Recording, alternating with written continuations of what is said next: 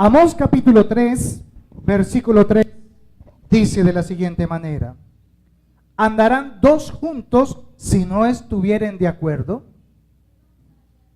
Aquí está el profeta haciendo alusión a una circunstancia que se estaba presentando en aquel tiempo. Y yo quiero que usted le pregunte a la persona que tiene a su lado: ¿andarás conmigo y estaremos de acuerdo?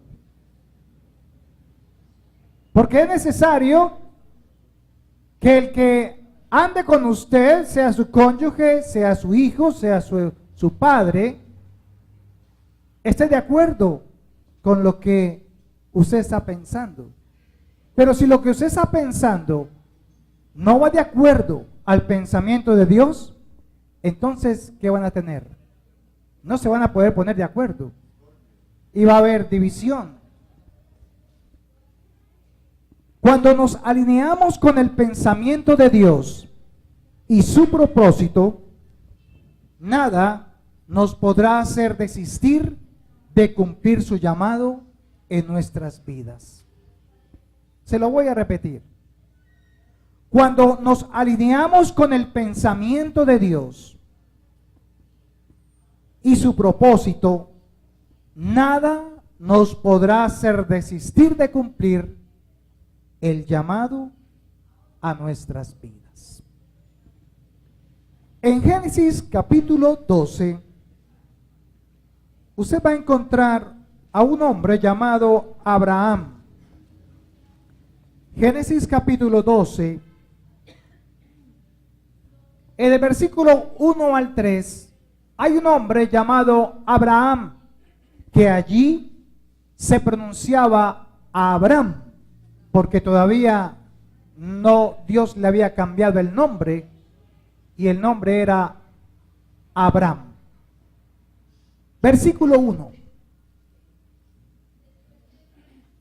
Pero Jehová había dicho a Abraham: vete de tu tierra y de tu parentela y de la casa de tu padre a la tierra que te mostraré. ¿Qué le promete Dios a Abraham si sale de su parentela y de su tierra? ¿Qué le prometió? ¿Qué dice allí? Una tierra. Le prometió una tierra. En el versículo 2 empieza a hacer unas promesas. Si él cumple y sale de esa tierra, dice: y haré de ti una nación que. ¿Cuántas naciones? Una. Pongan mucha atención. Una nación grande. Y te bendeciré y engrandeceré tu nombre y serás ¿qué? Bendición. Bendeciré a los que te bendijeren y a los que te maldijeren, maldeciré. Y serán benditas en ti todas las familias de la tierra. 6 promesas que hace el Señor a Abraham. Pero la condición, ¿cuál es? Salir de su tierra y de su parentela. Si usted conoce la historia, recordará que el problema que había allí era que sus padres eran ¿qué? Idólatras. Sin embargo, Abraham obedece y empieza a disparar, a activar las promesas que Dios le había dado. O sea, que ante la promesa hay que hacer una ¿qué? Acción. Si no llevamos a cabo la acción, entonces usted se va a quedando allí en la promesa toda su vida. ¿Qué hizo Abraham? ¿A los cuántos días salió? Eso fue casi que de inmediato. Es como cuando le pidió el hijo en sacrificio. ¿Cuánto se demoró? Dice que madrugó al otro día a hacerlo. Dios hace varias promesas a Abraham y prometió hacer de él una nación grande. Una nación grande. Una nación grande es diferente a una gran tierra. Tierra hay mucha, naciones unas cuantas, pero Dios le está prometiendo a Abraham, le está prometiendo una nación grande.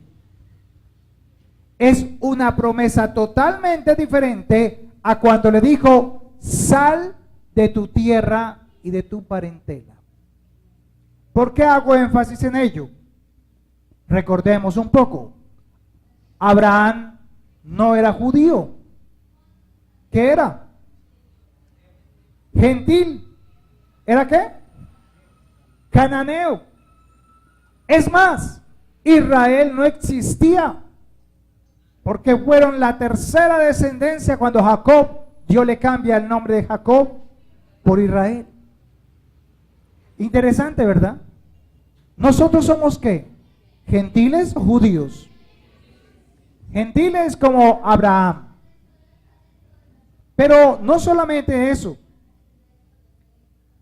El problema empezó a darse cuenta o empezó a salir cuando Abraham tiene un primer hijo. ¿Cómo se llamaba el primer hijo de Abraham? No, Ismael. Pero Dios le había prometido que era con un hijo de Sara que sería el heredero. Entonces él tenía dos hijos. Agar, la mamá de Ismael, aburrida y triste, se va porque su hijo es despreciado por Isaac y por Abraham inclusive. Pero Dios se le presenta en el desierto y le dice, tranquila Agar, tu hijo será grande y será una gran nación. Pero la promesa que Dios había dado era para Abraham y Sara. O sea que la promesa, ¿quién era? Isaac. Entonces, hoy en día tenemos un conflicto muy grande a nivel de dos religiones muy grandes a nivel mundial. Ismael es el original de los, ¿cómo se llaman? Musulmanes, los que hoy se conocen como árabes. Y ellos tienen por padre ¿a quién? A Abraham. Y ellos dicen que la promesa de Abraham de una nación grande son ellos. Pero la descendencia de Isaac, que fue Jacob, donde nace Israel, ahora los judíos, que son los de Israel, ellos dicen que ellos son ¿qué? Esa nación grande, esa nación que Dios le prometió a Abraham. Y hoy, ¿qué hay entre esos dos grupos mundialmente? Guerra, disensión, pelea, y los musulmanes, hermanos, enseñan a sus niños desde pequeños a que ellos, los enemigos de ellos son los que, los judíos.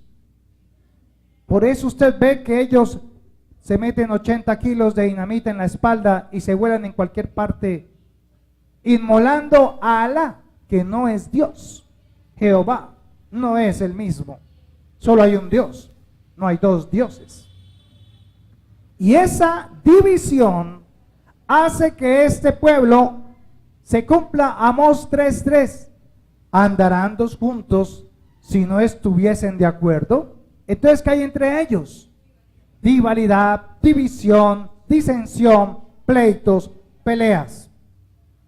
Ellos, los musulmanes, entonces confundieron una nación grande con la promesa de Abraham de que ellos eran esa nación. Y los judíos, por el otro lado, creen que ellos son esa nación grande que Dios ha decidido preparar, porque para ellos sería su especial ¿qué? Tesoro. Sin embargo, cuando Dios llama a Abraham a servirle, Abraham no es el único hombre sobre la tierra que le servía a Dios. Lea conmigo Génesis capítulo 14, versículo 17 al 20.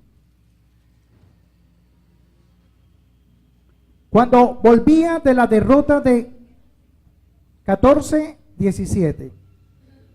Cuando volvía de la derrota de Kedorlaomer y de los reyes con que él estaban, salió el rey de Sodoma a recibirlo al valle de Sabe, que es el valle del rey. O sea, Abraham salió porque fue a rescatar ¿a quién? A Lot, porque estaba preso, prisionero de unos reyes. Y entonces él se fue con un grupo de hombres y libertaron al rey de Sodoma también, y trajeron un gran botín de allí. Dice el versículo 18. Entonces Melquisedec, que es la primera vez que sale el nombre en la Biblia, rey de Salem y sacerdote del Dios Altísimo, ¿qué sacó? Pan y vino. Porque Abraham iba para donde él, después de lo que sucedió.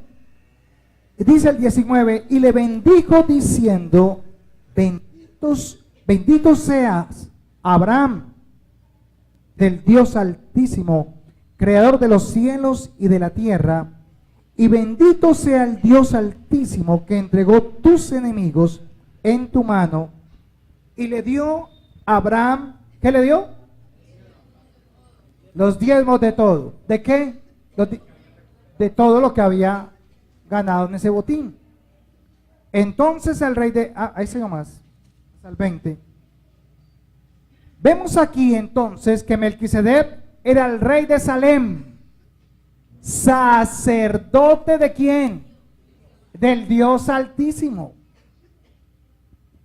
Abraham y Melquisedec eran contemporáneos, ambos eran gentiles. Sin embargo, Abraham ofrecía sacrificios. Ustedes lo ven en la historia. Pero Melquisedec, ¿con qué celebró? Con pan y con vino. Interesante, ¿verdad? Sacó pan y vino para celebrar y dar gracias a Dios. Melquisedec no hizo ningún Abel. Melquisedec era un gentil como también lo fue Abraham, pero era un gentil apartado ¿para quién? Para Dios, rey de Salem, y además era sacerdote. La diferencia es que Abraham, y aquí comienza este gran tema, la diferencia es que Abraham fue enviado a cumplir un propósito, mientras que Melquisedec tenía otro propósito. El propósito que Dios tenía con Abraham era que su descendencia recibiría en herencia una tierra. ¿La tierra de quién? De Canaán. Para llevar a cabo el propósito de Dios. Así que la descendencia de Abraham, Isaac, Jacob, entonces en Jacob nace ¿quién? ¿Qué ciudad nace? ¿Qué país nace? Israel. Y por Israel van a nacer años después ¿quién? El Mesías, el Salvador. Entonces Dios tenía que cumplir por el lado de Jacob, Isaac y Abraham la promesa que había dicho en Génesis 3:15. Allí está Jesús introduciéndose años después en el pueblo judío para cumplir la promesa que Dios había dado en Génesis 3:15. Entonces pregunto, Adán, Eva, Noé, ¿eran judíos o eran gentiles?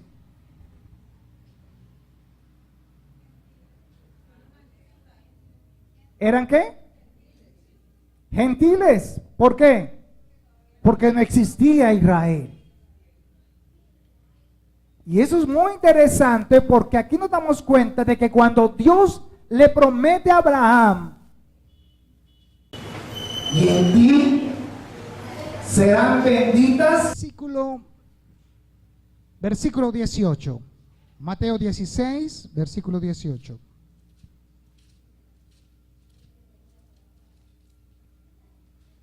Dice así: y yo también te digo que tú eres Pedro, y sobre esa roca edificaré mi iglesia, y las puertas del Hades no prevalecerán contra ella.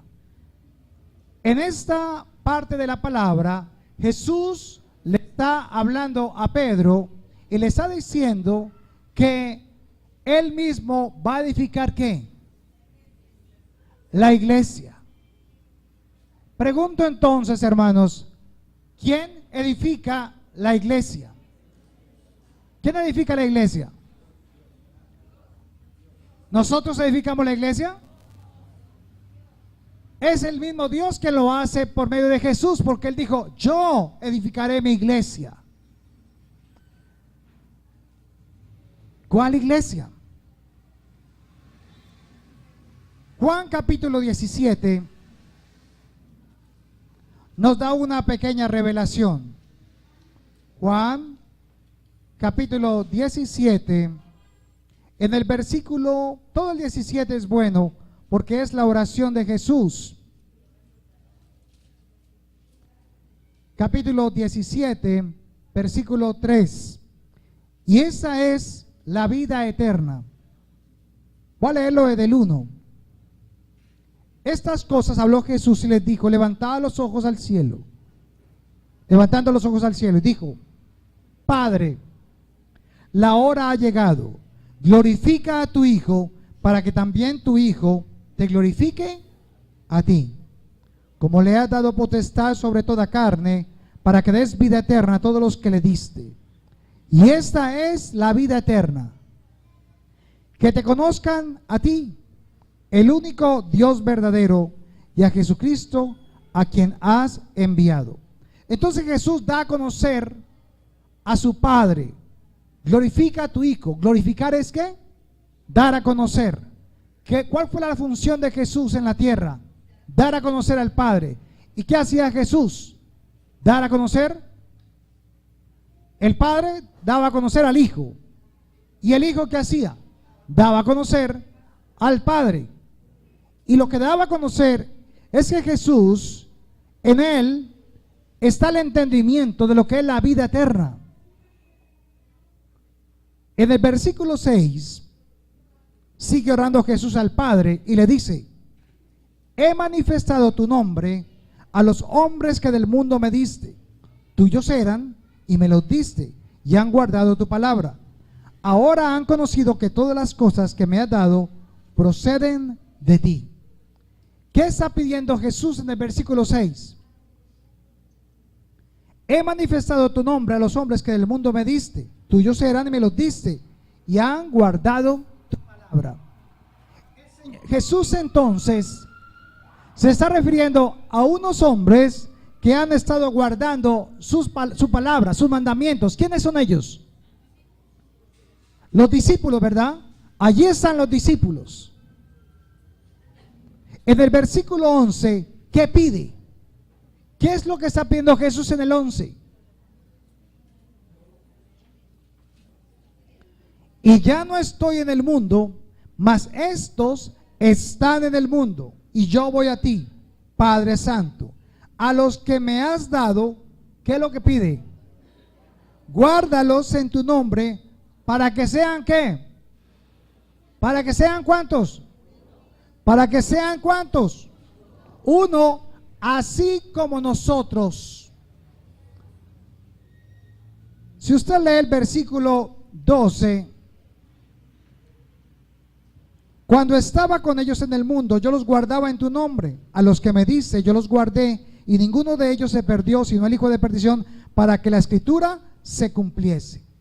¿Qué está pidiendo Jesús en ese versículo, entre el 11 y el 12? ¿Qué es lo que está pidiendo Jesús? Que los guarde, para que sean ¿qué? Uno. Sean uno en Él, así como Él es uno con el Padre, así nosotros seamos uno en Él. Él en nosotros y Jesús en Dios. Vimos entonces lo de Abraham. Vimos entonces lo que sucedió en la Torre de Babel. ¿Cómo entonces unificamos estas dos cosas? ¿Cuál fue la promesa que Dios le dio a Abraham? Sal de tu tierra y parentela y te mostraré la tierra que te he de dar. Y en el versículo 2 del capítulo 12 de Génesis, que decía, y haré de ti ¿qué? Una nación grande. El problema entre los judíos y entre los musulmanes es que ellos pelean porque creen que alguno de los dos es la ciudad grande que Dios dijo que sería. Lo que no entendieron los judíos, pero sí entendió Abraham, era que una nación grande no era un país, no era Israel. Una nación grande es que Dios le dijo a Abraham, y en ti serán benditas todas las familias de la tierra. ¿Cómo van a ser benditas todas las familias si el pueblo escogido solamente sería Israel? Cuando Dios le hablaba a Abraham esta palabra, se refería a una profecía que tenía que venir un pueblo, una gran nación, un solo pueblo, que iba a ser la iglesia.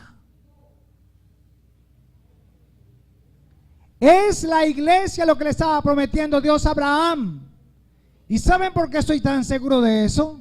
Porque en Hebreos, cuando usted lee la palabra de Hebreos 11, usted lee, y Hebreos 7 también, habla de que Abraham no esperaba una tierra terrenal, sino que él esperaba una ciudad celestial, una nueva ciudad que llama la Nueva Jerusalén.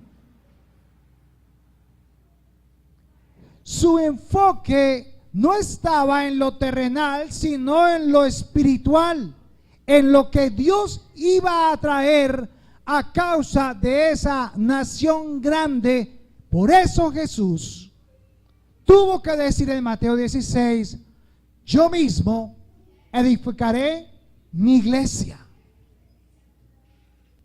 Así que la iglesia, hermanos, no son dos ni tres. Hay una sola iglesia. ¿La iglesia de quién? De Jesucristo. Es una sola iglesia. Usted realmente nunca se sale de la iglesia. Usted nunca se salió de su iglesia, ¿sabía? Porque su iglesia no es la iglesia fulanita de tal. La iglesia es la iglesia de Cristo.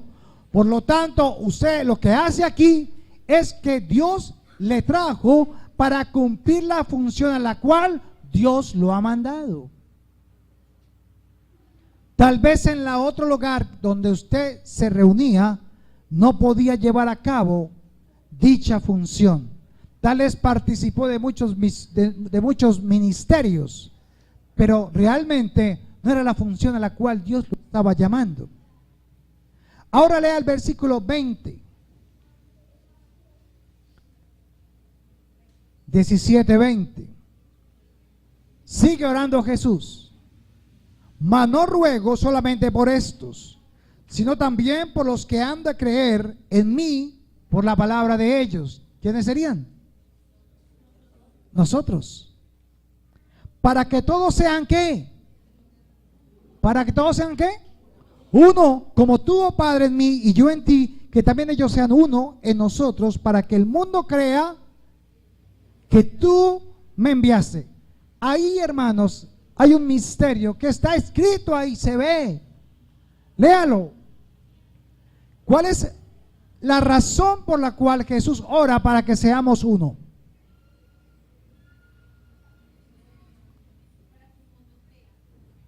¿Para que qué? Está escrito, ¿sí dice ahí eso?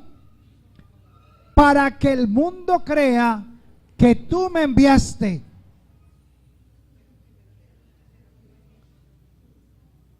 Pero nosotros convertimos la iglesia en un show, en una cantidad de cosas que Dios no nos ha mandado a hacer. No hay tantas actividades para hacer. ¿Sabe lo que hay que hacer? Dar a conocer al Padre. Sencillo. Dar a conocer al Padre. Y entonces cuando usted da a conocer al Padre a otro, entonces el Padre, por medio de su palabra, va a dar a conocer ¿a quién? A su Hijo. Es tan sencillo, pero nosotros lo complicamos. Versículo 22. La gloria que me diste, yo les he dado, para que sean ¿cuántos? Uno, así como nosotros somos uno. ¿Cuántos pensamientos? Es el problema cuando la iglesia crece. Empiezan a haber ¿qué? Varios pensamientos. Entonces empiezan a desviarse y a sentirse incómodos. Y ya van y no le hablan a fulano de tal, y ya tienen discordia con aquel, y llega un punto donde usted va a la iglesia y no se saluda como con 4 o 5 porque se siente ofendido o lo han ofendido, pero sí quiere recibir la bendición de Dios, y chilla y pasa al frente y que le ponga la mano y toda la cosa, cuando ¿qué es lo primero que dice la palabra? Vaya, arréglese primero con su hermano y después traiga su ofrenda. Entonces, hermanos, tenemos que despertar como iglesia. Somos miembros del cuerpo de Cristo. Ustedes no siguen un hombre, siguen a un hombre, pero llamado Jesucristo, el Hijo de Dios. Y cada uno de nosotros ha sido llamado a un ministerio, a servirle en unidad, teniendo un mismo ¿qué? Pensamiento. Por eso yo puedo decir con confianza que esta iglesia local se diferencia de todas las demás porque aquí tenemos un pensamiento con Él. Pensamos de acuerdo a lo que Él dice, no lo que el pastor piensa, porque para eso se discipula. En la iglesia que más discípulos tiene, discipulan la mayoría. Unos porque no han llegado acá. Próximamente nos reunimos con la reunión anual de los discípulos que se están haciendo en casas. Pero lo importante es que la iglesia es edificada ¿por quién? Por Jesús. Él mismo dice que edificará la iglesia. Versículo 23. Mire la manera.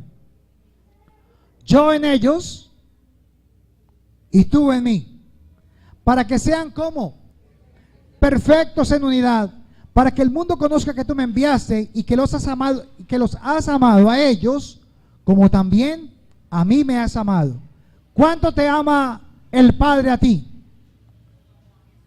Lo que ama a su Hijo. Él te ama igual. Pero aún con su Hijo, ¿qué tuvo que hacer? Llevarlo y entregarlo en una cruz. Entonces, cuando usted se sienta que ha sido vituperado, que está pasando por aflicción, por enfermedad, por dificultades, hermano, esto no sonará bien. No es que seamos masoquistas, no quiero que Dios me esté probando todo el tiempo, pero dice la palabra: gozaos en vuestras tribulaciones. Si usted tiene tribulaciones en su vida por ser cristiano y por hacer lo correcto, siempre dele la gloria a Dios. Quiere decir que tú le estás creyendo y que Dios ha hallado fe en ti. El problema con la Torre de Babel era que tenían un solo pensamiento, pero ese pensamiento era de acuerdo con ¿qué?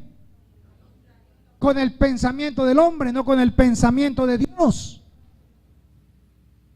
Satanás quiso hacer algo semejante con la gente de la Torre de Babel.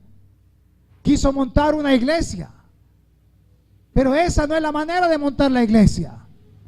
La iglesia necesita un ingrediente especial, algo que no tenían en la Torre de Babel, un elemento maravilloso, glorioso, esplendoroso, milagroso, algo que solo la iglesia de Cristo tiene hoy.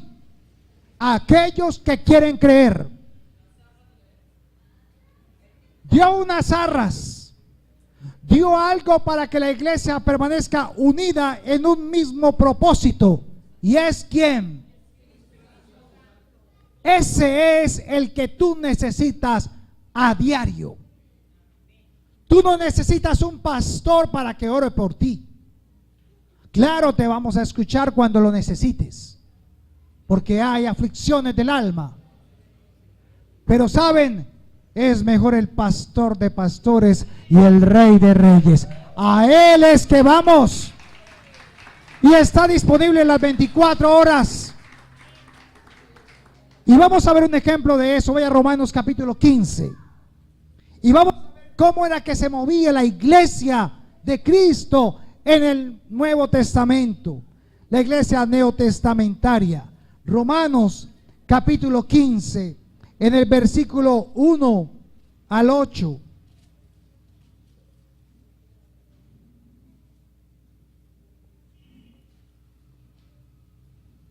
Así que los que somos fuertes debemos soportar la flaqueza de los débiles. ¿Cómo le parece? ¿Estarán dos juntos si no estuviesen de acuerdo? Pero si son creyentes, uno siempre de ellos va a ser más fuerte que el otro. ¿Qué tiene que hacer el que dice que es más fuerte? ¿Qué dice? Soportar las flaquezas del otro. ¡Wow! No, Señor, yo quiero que este hermano mío se convierta del totazo, ya, que sea fuerte, que sea echado para adelante. Mire que llevamos los mismos años en el evangelio y nada, que pelecha. Y entonces, ¿qué hacemos? Nos quejamos delante de Dios. Pero es que tu carácter también está siendo ¿qué? Probado, pulido, sacando Dios lo mejor de ti. No es que usted sea masoquista, es que Dios está trabajando tu carácter porque te quiere pulir para el milenio. Dice el versículo 2, o ahí mismo, y no agradarnos a nosotros mismos. Cada uno de nosotros agrade ¿a quién? A su prójimo en lo que es ¿qué?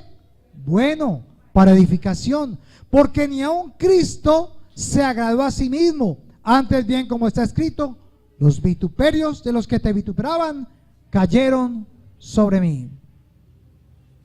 Porque las cosas que se escribieron antes para nuestra enseñanza se escribieron a fin de que por la paciencia y la consolación de las escrituras tengamos que, ¿dónde está la esperanza?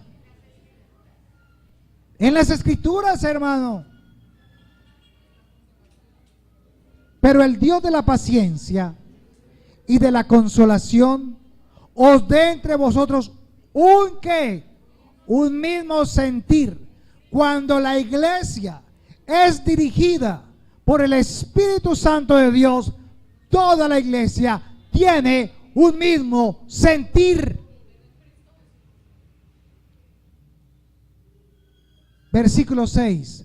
¿Para qué? ¿Para qué ahora la iglesia tiene que estar unánime?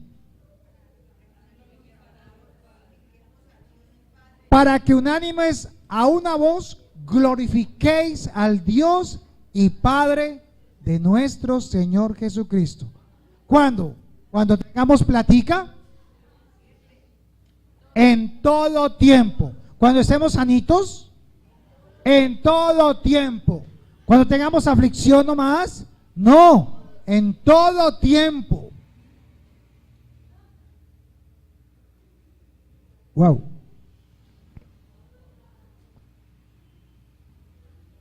Versículo 7. Por tanto, recibíos los unos a los otros, como también Cristo nos recibió para gloria de Dios.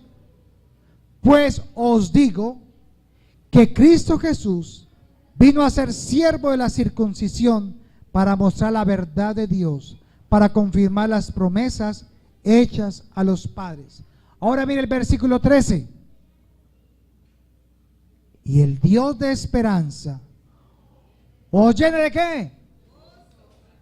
No, ahí no dice de gozo. Todo gozo y paz, ¿en qué? En el creer. Dice, para que abundéis en esperanza por el poder del Espíritu Santo. Hermanos, el problema que tenemos hoy es que muchas iglesias toman la sanidad como un ministerio o una doctrina. Toman los milagros como una doctrina y creen que ese es el propósito de Dios. Entonces,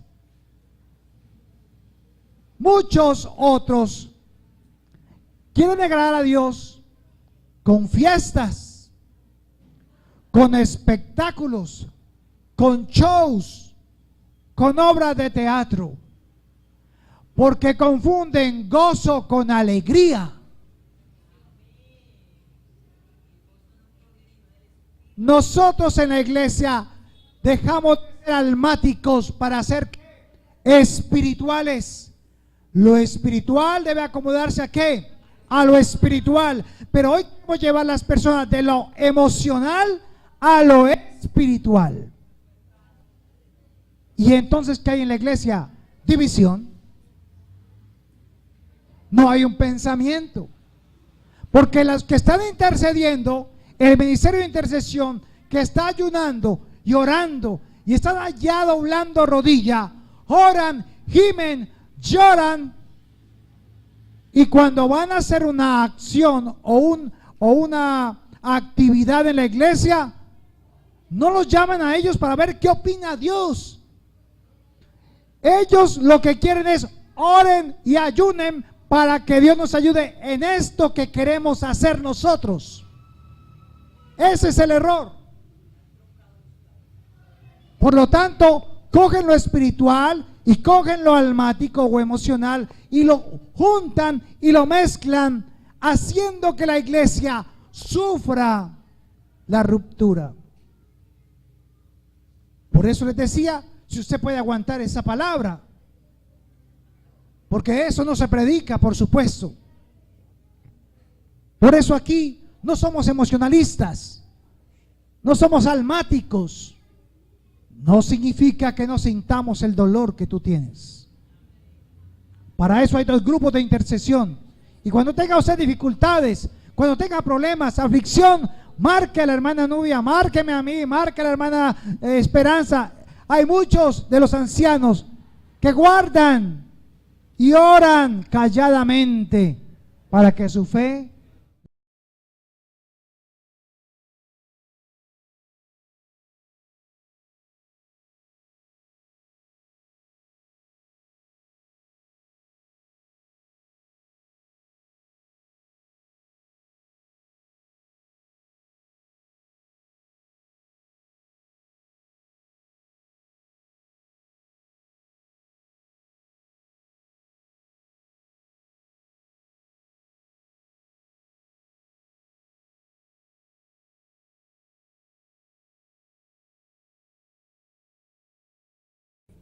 mismos.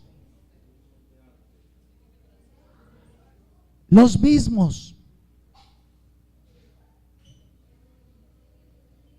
Lo que los hermanos hoy, la iglesia necesita, es una relación íntima con Dios. No necesita gastar plata para eso. Por eso dice la palabra, ¿por qué gastáis el dinero en lo que no aprovecha? No se dejen confundir. Las cosas de Dios no son emocionales, son espirituales. Por eso es que su espíritu lo trae. Porque por su cuerpo y por su alma, usted no se levanta de esa cama hoy. Es por eso que usted viene, porque su espíritu tiene sed de Dios. Ahora,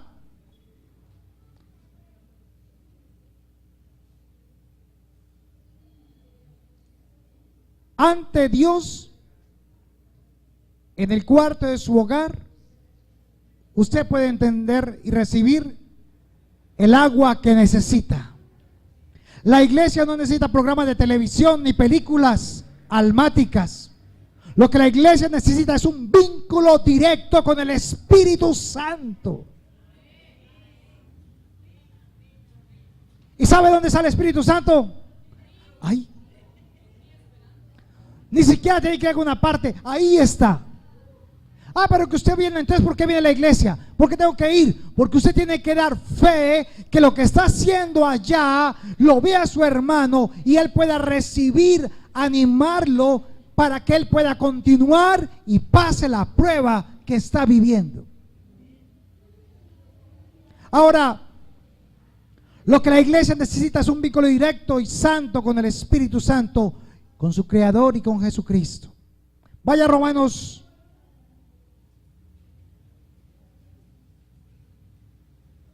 Hechos capítulo 13 para ir terminando.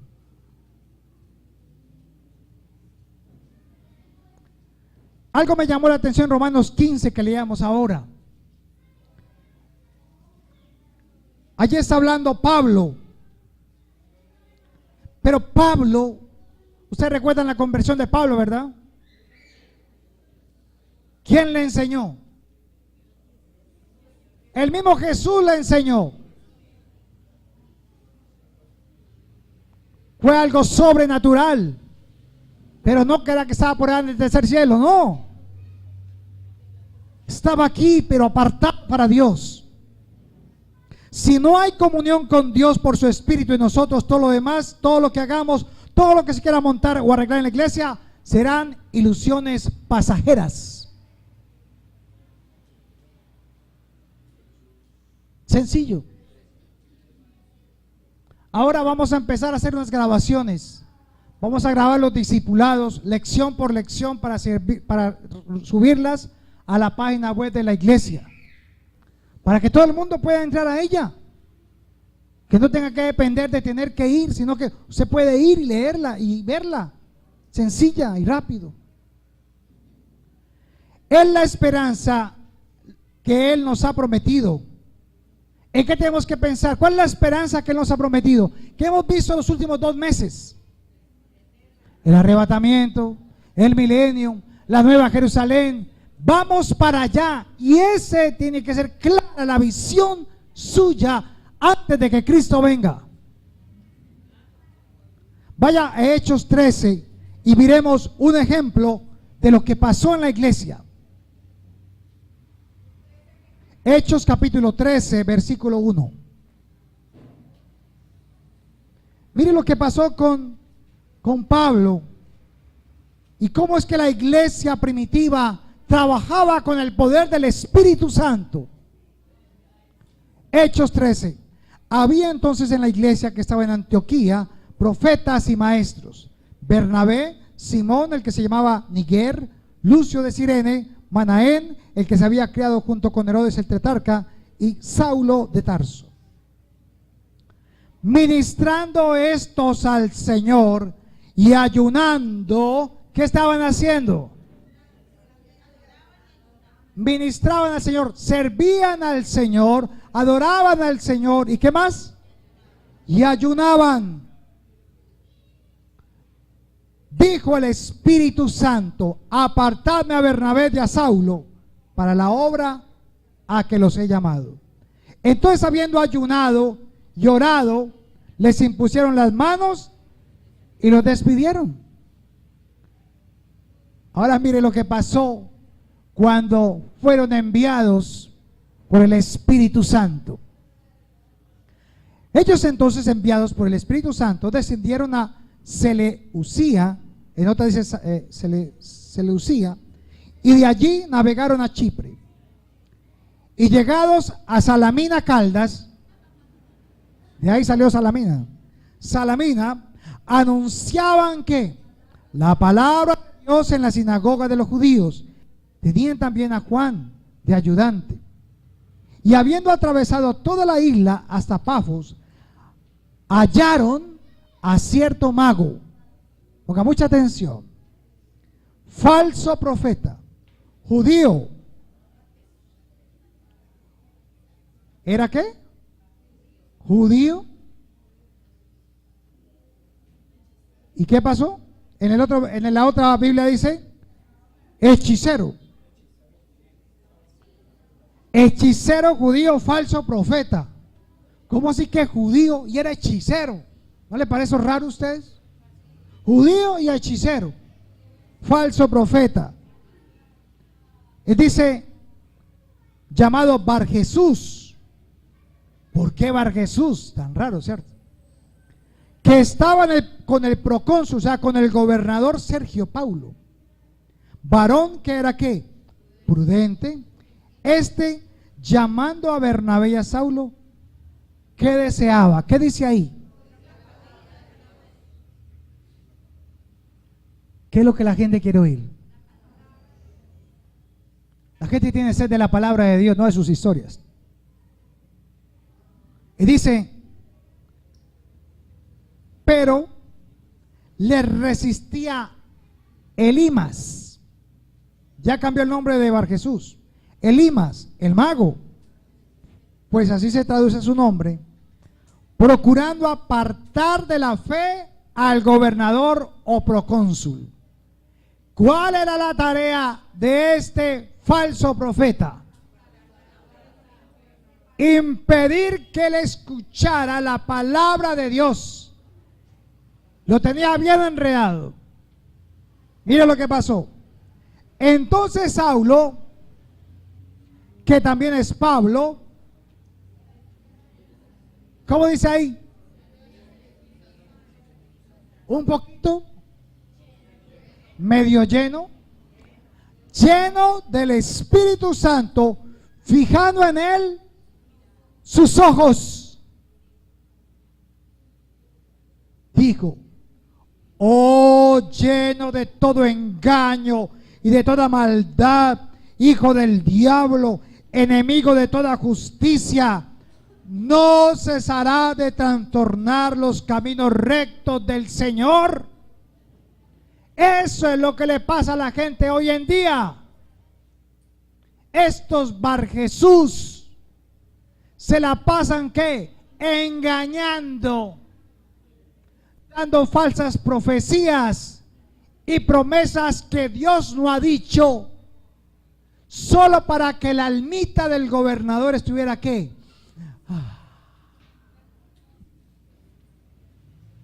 Entonces le preguntas a algún hermano, ¿qué hubo, hermano? ¿Y cómo le fue en la iglesia? No, eso estuvo maravilla, lloré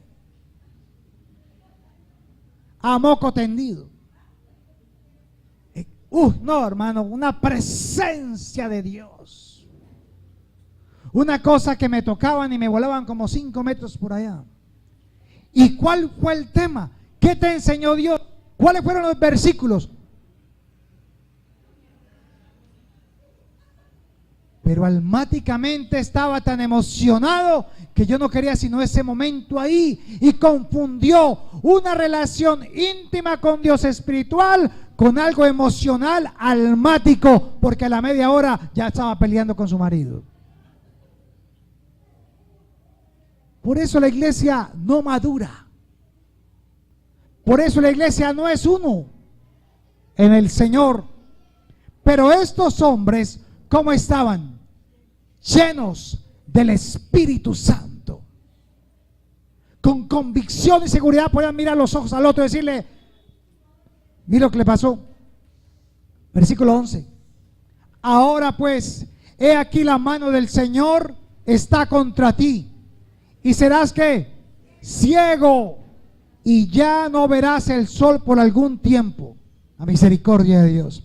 E inmediatamente cayeron sobre él oscuridad y tinieblas, y andando alrededor buscando quien le condujese de la mano. Entonces el gobernador o procónsul, viendo lo que había sucedido, creyó, maravillado ¿de qué? ¿Del milagro o de la doctrina? ¿Qué ahí? De las enseñanzas, no del milagro, de la doctrina, de las enseñanzas que salían por la boca de Pablo y Bernabé. Eso es lo que necesitamos para ser uno en el Señor. Así esta iglesia crecerá y crecerá, y si Dios quiere traer más gente, pues crecerá, pero seremos uno en el Señor. Amén. Dele la gloria al Señor.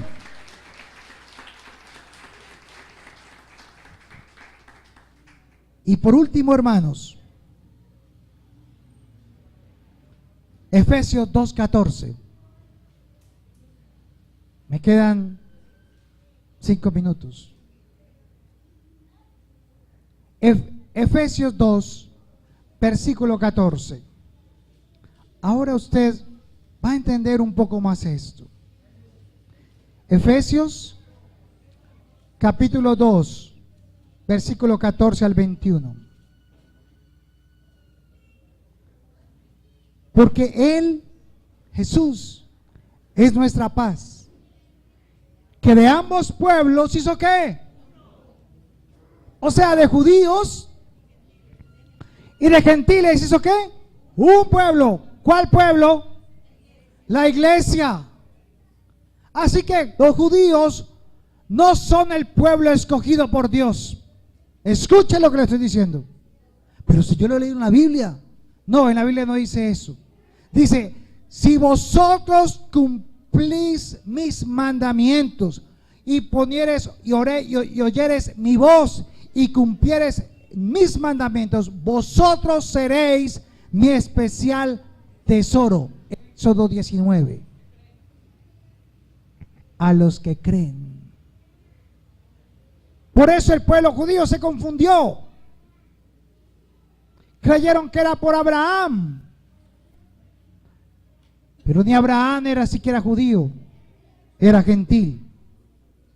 De dos pueblos hizo ¿qué? Uno. Derribando la pared intermedia de separación, aboliendo en su carne las enemistades, la ley de los mandamientos expresados en ordenanzas, para crear en sí mismo de los dos un solo y un nuevo hombre, haciendo la paz, y mediante la cruz reconciliar con Dios a ambos en un solo cuerpo, matando en ellas ¿qué? ¿Cómo es posible que usted tenga enemistad con un hermano, con una hermana, con un papá, con un hijo? Si usted tiene enemistad, usted no hace parte de este pueblo. Porque entonces vive almáticamente, no espiritualmente. ¿Sí me hago entender? Por esa razón, concluyo que Dios desde el principio de la creación con Adán y Eva ha querido formar una sola iglesia. Ese ha sido su objetivo.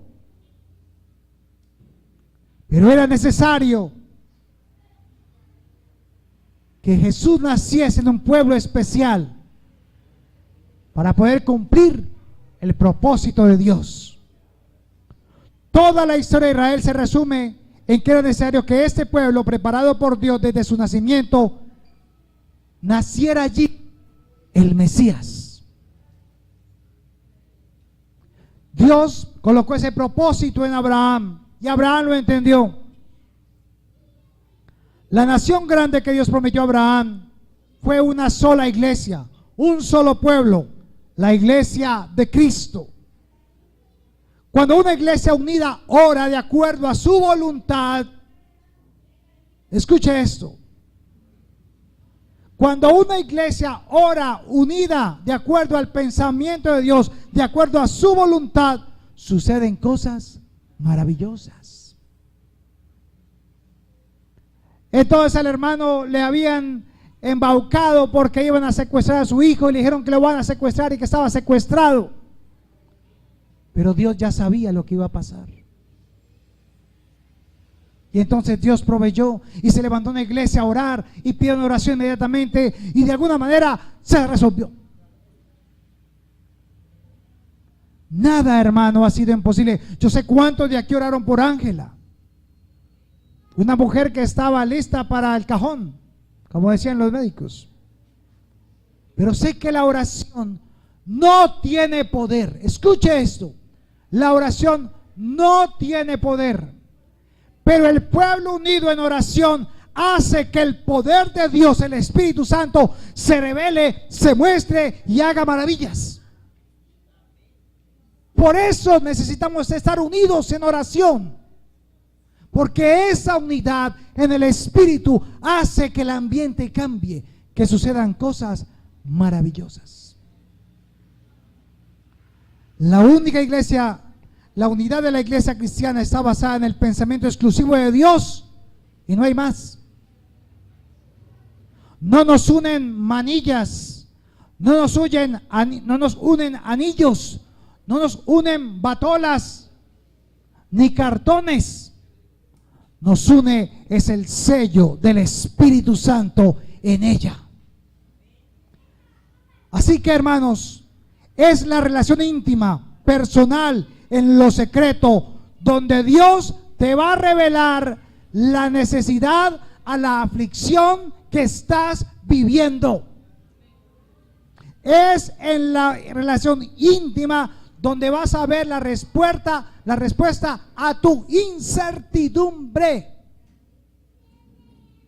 Porque tú como hijo de Dios no tienes por qué estar afligiéndote por las cosas del mundo.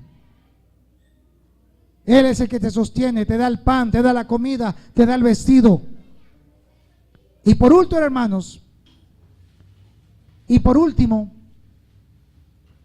cuando Abraham fue fiel y fue y ganó la batalla contra el rey, contra esos reyes que habían tomado a Lot, vino y se presentó ante ¿quién? Ante Melquisedec. Le trajo, dice la palabra, los diezmos de todo. Pero lo que hizo Melquisedec era más importante. ¿Qué hizo? Sacó pan y sacó vino para celebrar. Y ahora ustedes van a recibir el pan y el jugo de uva para celebrar.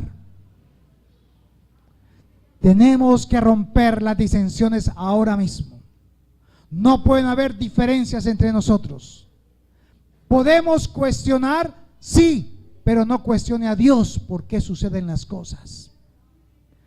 Puede estar viviendo una aflicción, una situación, sí, pero no le diga al Señor, ¿por qué? ¿Por qué? Más bien diga, ¿para qué, Señor? ¿Para qué? Vamos a orar para recibir ese pan y esa copa, fruto de la vid, porque esta semana la queremos comenzar.